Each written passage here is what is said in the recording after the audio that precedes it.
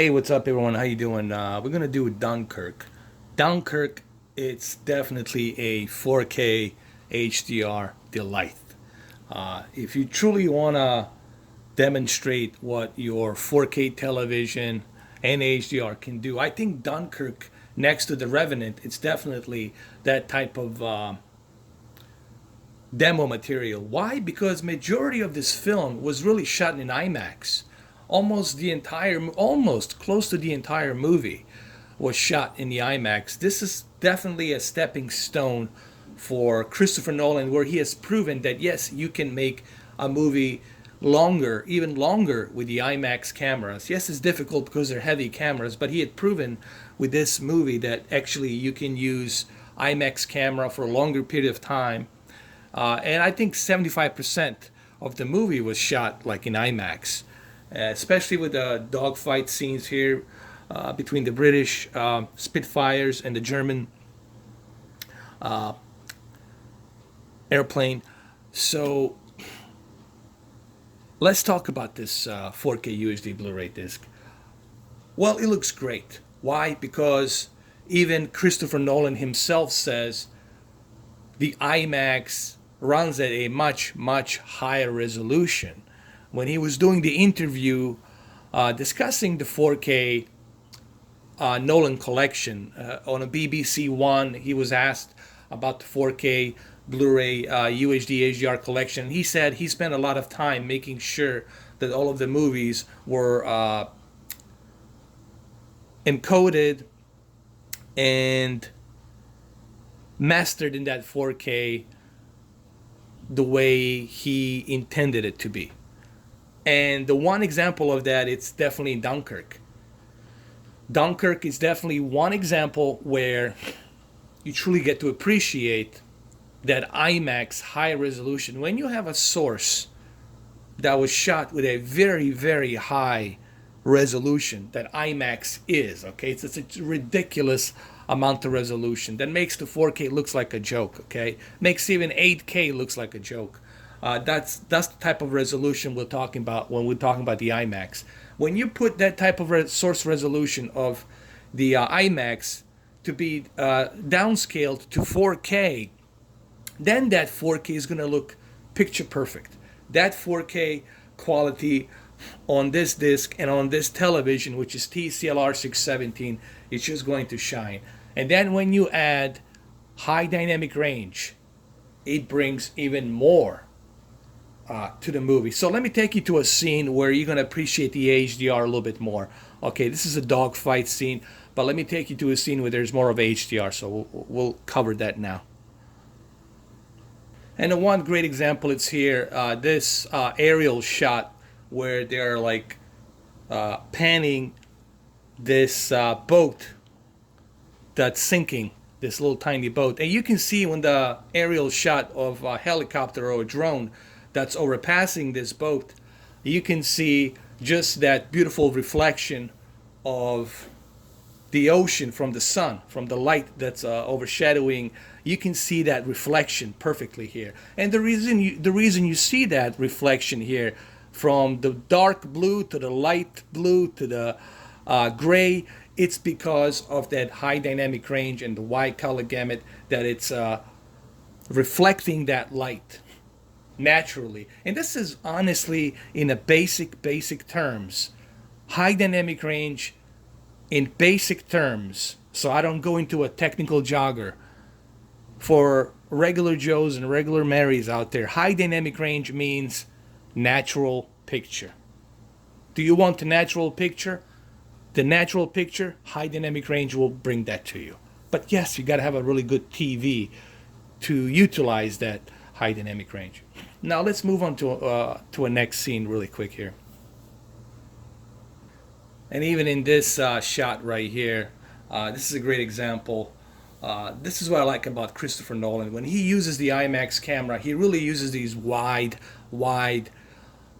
shots, and that's what you want to do with a big giant IMAX camera. You want to cover as much as you can, especially here on this beach, and he really did a great job covering as much as he can with that big giant 70 something millimeter camera, the best IMAX camera that you can get, he used on this film. And it really shows here. But besides the resolution and besides the scope, the one thing that really shows is high dynamic range.